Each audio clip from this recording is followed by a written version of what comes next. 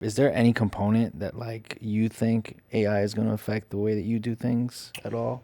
Well, we were talking about this outside. Yo, I was interested if you were seeing like the writing on the wall because I feel like a lot of departments with the technology and with the strikes that just happened, it feels like a lot of people that I'm talking to are like there's an end and I can see it in the distance. I don't know when I'm going to get to it, but I see it.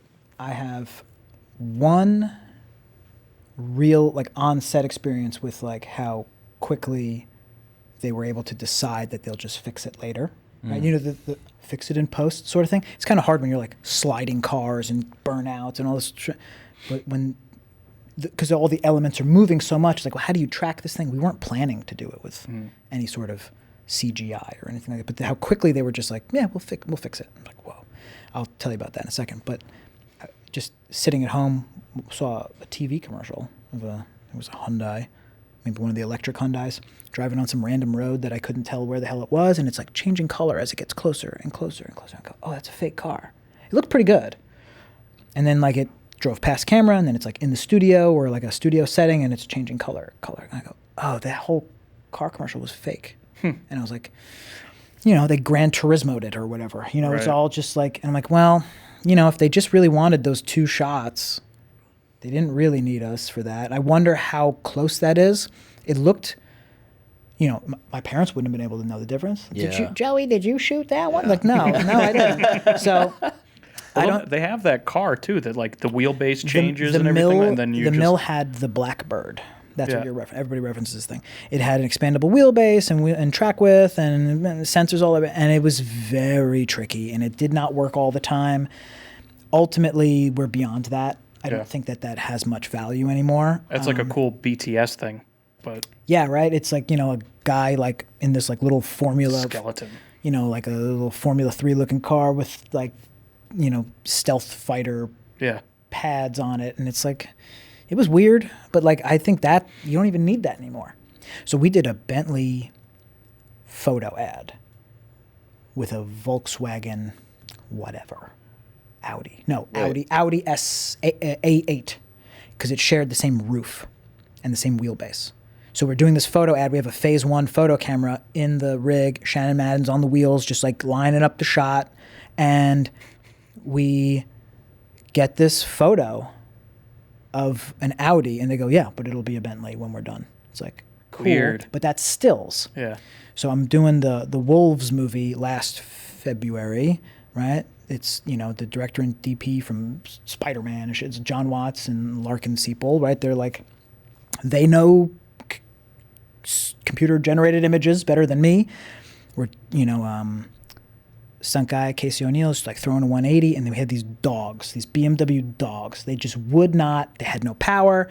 He could throw it and he could get it to kind of power out, but there was no pageantry. The tires were not spinning. You know, it wasn't a very beautiful burnout, but Casey's a gangster. He got it to do what it needed to do.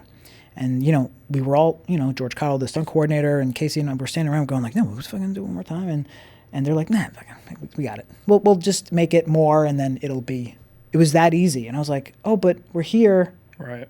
Don't take it away. Like, let's, you know, part of us doing this thing is like, we like doing like, Trying to push yourself and yeah, getting like it. get Yeah, it, you fucking wanna, get Yeah, it. you want to do It's like, it. yeah, the technology, you know, in this car is hurting us. This BMW stunt car or whatever was like, the handbrake was working, the steering wheel worked, but like, just didn't have a lot of power. The computer, the traction system kept coming in, and even though it was maybe defeated, it's like, all right, well, something's wrong, but like, let's solve the problem. Like, that's fucking filmmaking, right?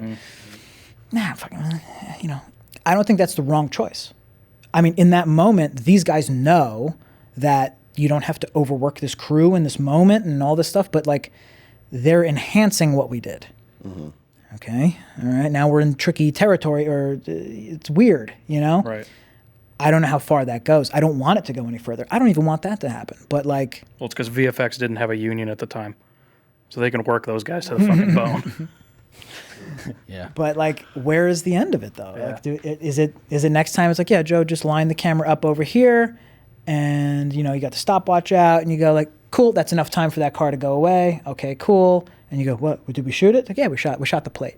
Like, if that's the next thing, it's like, I'm out. It takes like all the fucking fun out of it. Just like, Yeah. Yeah, I mean it, but you're not cooking anymore. You're And just it's not like that. reheating shit. And it's not like the VFX guys appreciate that shit either, because they have to then all do all the fucking work. Like, Right. that's the reason why all these people are now probably gonna form a union, because they're basically creating all the shit that they could have done practically at some point. It's like, well, now we have to spend 1 billion hours making Right. this shit. You should have just at least half-ass Well, got if on it's a set. billion paid hours, then they're making more money than everybody. Then that's great for them. But Yeah. But I But think not if there's a that's- shortage of those people that are good at it For or sure. available to do it. You know For what sure. I mean? But I think that's the union will push if all of the VFX people unionize, it'll push some of that work back to But the real issue with VFX is that it can be done anywhere in the world, yeah. and you can just send that Right. thing wherever the cheapest. what was that movie that they did? Like, they had people all over the fucking planet, like building like little pieces of people and putting them together. I don't know the reference, but there was like a movie where they were like, oh yeah, he's animating the leg and he's doing the arm and Yeah. Oh. Frankenstein this thing I together. mean, there's like, if you look at just like any movie that has a bunch of VFX, there's like, yeah, there's a house in New York, there's a house in LA, Oh, there's a 20, house somewhere yeah. else, and then there's like a house in Ecuador, there's a house in Poland, there's a house in like, it's like, Yeah. But I think we talk about this a lot. I feel like every time we come back to it, there's always going to be that one purist. There's always going to be that guy that wants to shoot it on film. so There's always don't gonna be hire him. That if it's about money, No. I know the studio would just be like, well, this guy's I know. he's persona non grata. We're but not I think gonna fuck with this it's guy. the most recent reference that I can get back to is Christopher Nolan's been talking about recently. Like he knows that he's one of the very few people that has access to the crazy fucking shit that they give him. So IMAX cameras, yeah. well, no, not even just that, but just like the resources to do any fucking project he wants. So he consciously thinks, I have to keep doing these big projects because who the hell else are they going to give this to? He brings the money. So it's one of those things. There's always going to be that one guy, or like hopefully more than one person. But there's like, why do we still shoot 35? Because some people still fucking love shooting 35. There's always going to be someone that wants to be that purist that goes back and doesn't want to do it in post. But it also only serves that medium so much, Well, because but at some yeah. point it's like I'm not saying it's enough to Yeah. to fucking run the whole thing forever, yeah. but yeah, he's like becomes kind of like a one-trick pony, because it's like you only shoot IMAX, and then it's like, all right, well, you clearly shown that like not everything needs to be shot on IMAX all the time. right. You know? I heard this is Tarantino on an interview I heard recently, right? He was like, well, Howard Stern. He was on Howard Stern. They were asking him about, what do you think about Marty Scorsese saying Marvel movies aren't movies? And which this opened me up to like kind of new ideas here. Tarantino goes, yeah, but to like a kid who's like 16, who's all he's seen is like fucking from Iron Man 1 up until now, it's like, those are movies. Yeah. It's like, okay, so for the next generation, face filters and all this, like that is going to be for them like what moving pictures are. It's like, well, a computer generated image telling the story might be just as good to them. So like, there's like an age thing going on here. There's are we at the head of the technology or at the tail of the technology? Where are we in that trajectory? But also like, what if you get that Nolan type who's like, I'm going to push the boundaries of like what I can do on my keyboard and make a box office, mega hit. And it's like, well, that would be a crazy fuck. I hope, delete this part. Don't tell this guy that it's a good idea. But like, maybe somebody does like an AI fucking movie and it, as the kids say, it slaps. someone will do that. 100%. I just like breaking John. I have a couple of moments where I just like break John. That's hilarious. It slaps. Hashtag it slaps. hashtag it's fire.